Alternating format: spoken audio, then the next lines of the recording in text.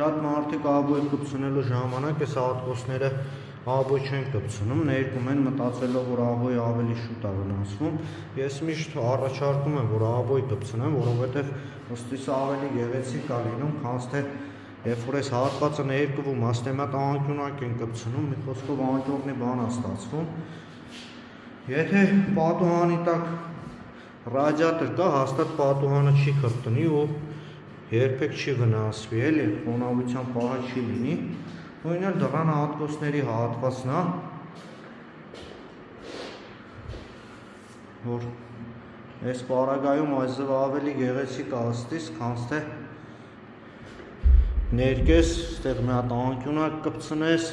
ու անկյունակը ամեն դեպքում ցանկալի է, որովհետև այս հատվածները միշտ հարվածի տակ է լինում, վնասվելու հավանականությունը քչացնում է,